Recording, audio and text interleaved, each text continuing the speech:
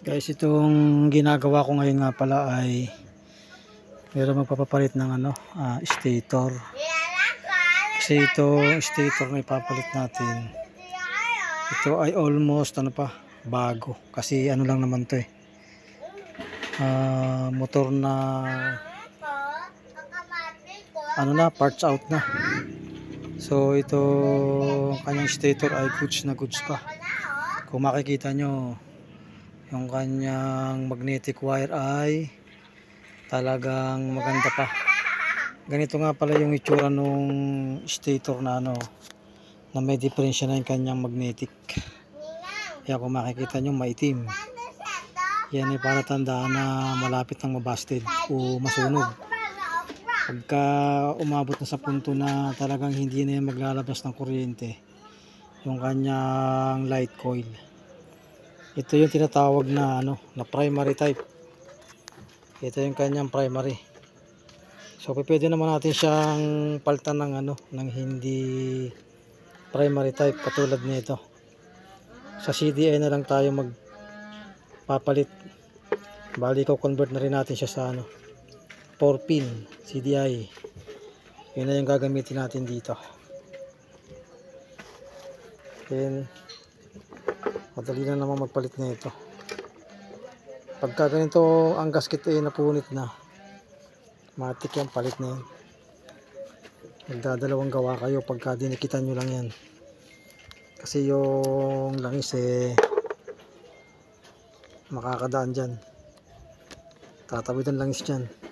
Kasi yung gantong makina ng Rusi, kung makikita nyo, wet type. Sabihin basa sa langis ng makina. Ito. Ako ang camera mo, ako din ang taga-kalas. Ayan. Gamitan lang natin ang impact. Yung isa pa. Yan. Yung. Yan. Ang number nga pala ng socket na ginagamit sa ganito ay 7 yung socket. Ito. Ayan, kita ba? Ayan ang 7 mm ang pumihit dito sa mga bolt na to. Hindi siya pwede itong 8 mm ay hindi po pwede. Hindi siya sukat, maluwag.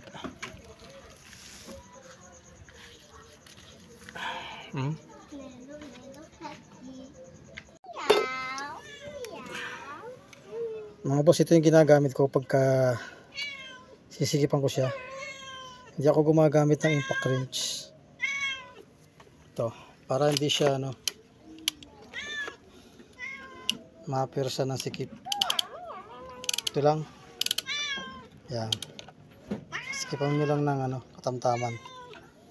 Madali lang namang to Madali lang siyang ilagay, kabit.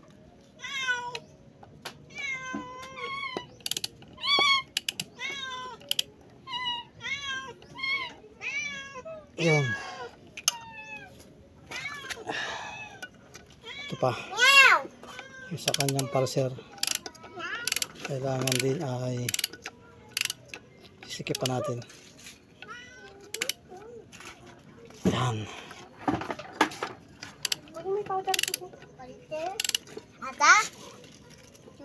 And then panghuli, bago nyo isalpak tong kanyang wiring, lalagyan nyo na itong pandikit dito. Ayun kumbaga bago nyo ikabit to, lagyan nyo na yun. Ito mismo yung kanyang parang pinaka doon. Nakahulma kasi yun doon Yan. Kumbaga ganito maganda, kukunin ko yung lumang stator. Ito yung lumang stator natin. Yan. Ito yun. Tinuturo ko. Talaga nyo ng dikit dito. Paikot. Para yung langis ng makina hindi lalabas doon. Kasi ito yan Yan. Makakalabas dyan ng langis ng makina pagka walang dikit doon. Okay lang sana kung bago yung ating stator, malambot pa itong ano niya, itong rubber na to. Kaya habang naluluma yan, napapapad sa init, lumulutong. Kaya yung pagkasilyado niya nawawala. Ayan, makikita nyo naman yung luma nating ano, stator. Napaka itim na ng kanyang ano, rewind, yung kanyang magnetic wire.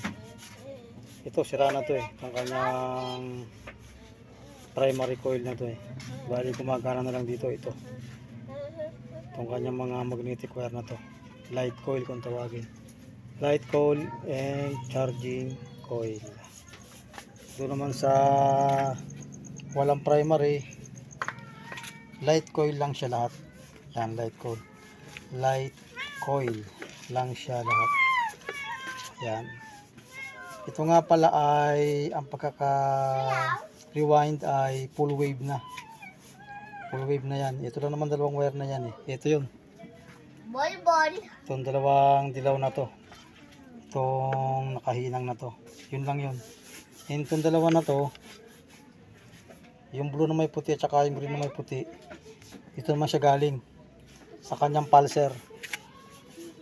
Bali, 4 na wire lang siya. Then pagdating sa connection dun sa motor, sundin nyo lang yung ano, yung mga kulay nya. Yan, ito. Kung dito eh merong pink sa motor, silang dalawa nitong dilaw ay iisa lang. Lahat yan papunta sa full wave regulator. Then ito yung tatanggalin na to, itong kanyang sa ano, sa kanyang dati ano kasi yun nga, naka ano siya, primary. Ito yung wire na yun, yung may kulay itim. So yun lang, pagka kakabit nyo na, by color coding na lang. Yung pink na wire na to, ulitin ko, ay kahit na rin dito sa dalawang dilaw na to, itong dalawang dilaw na to, yan, kahit saan siya malagay dyan, okay lang. So yun lang, at tapos na ang ating ano, video. Thank you for watching. Sana meron akong na-share sa inyo na kaunting kaalaman. Thank you for watching guys, and supportahan nyo yung aking munting channel, no? Katropa Works.